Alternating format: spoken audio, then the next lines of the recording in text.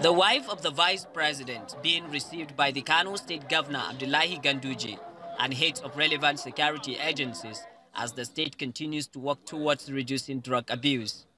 On this occasion, she represents the wife of the president, Mrs. Aisha Buhari, and this is the message against the sale and use of illicit drugs. How can this small bottle, or this small tablet, or this tiny tube, how can these things, how can they be a soldier? How can they be an army that will come into our land and snatch our people away? It's a program designed to educate youth on the dangers of drug abuse.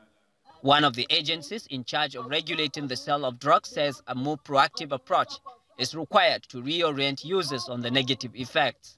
The drug abuse trend is disturbing, where it is estimated that 70% of the boys in Kano are on drugs. The state governments, religious groups, and traditional institutions are often blamed for their failure to find the root cause of increasing addiction to drug abuse. But the Kano State Governor is quick to label such allegation as a gross misrepresentation of efforts to fight the menace. We established the task force, which is composed of the police, the SSS, the civil defense, vigilante group, representative of NDLA, representative of NAFDAC, in order to see that all what it requires is being put in place in order to control the situation. Meanwhile, the Emir of Kano, Muhammad Sunusi II, is worried that drug abuse is increasing owing to frustration of poor economic circumstances, most notably youth unemployment.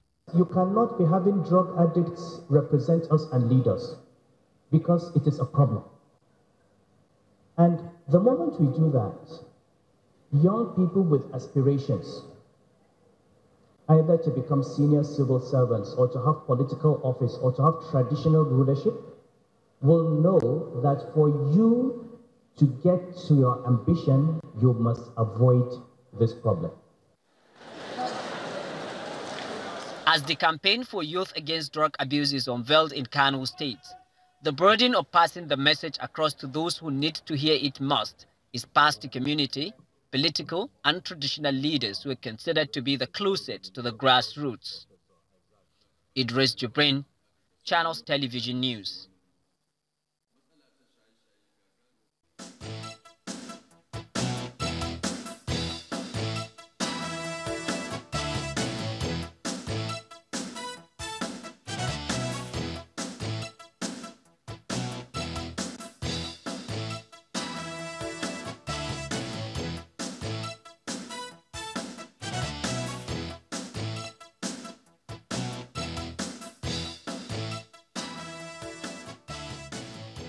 Welcome back to Sunrise Daily. Well, that's what we're starting off with. We've highlighted some of those challenges several times in our opening sequence. Last year, come to think of it, it's 2019.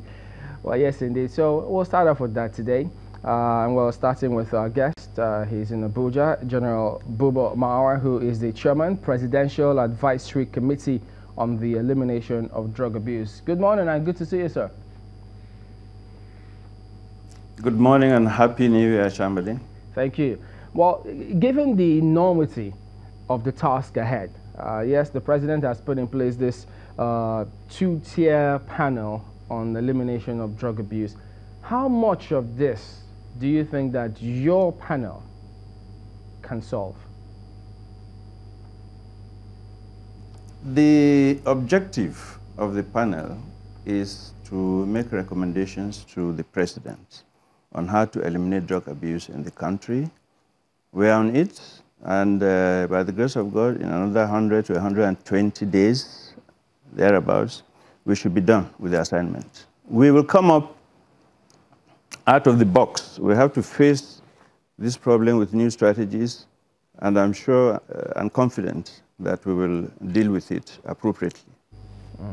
So, I'm just wondering, I mean, when you come up with this, or how do you plan to carry out this? Because there's so many people who will be looking into your panel to see the kinds of recommendations you're going to see or to come up with. How do you plan to approach this this job? Already, we know that from the last service in 2017, the world's drug use average is 5%. In Nigeria, it's 15%. So we're already 10% above the global average. There are over 30 million Nigerians that are using drugs. We have to now come out with strategies that will look at the country as a whole, not face only the drug abusers, because the drug abusers are part of the whole. If you face only the drug abusers, it's like putting water into a basket, because as they get out healed, others will be coming in. So we have to, first of all, see that we block new entries.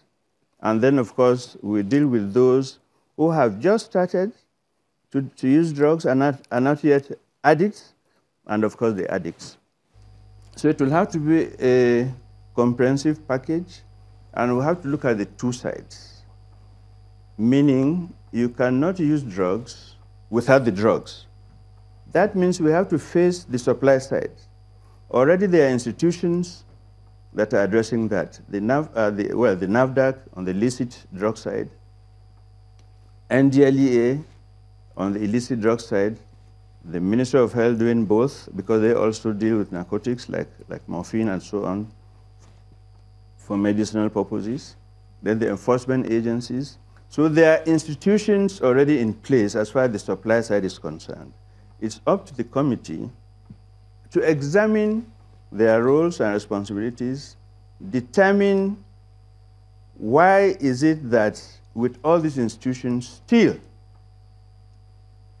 the drug abuse is even more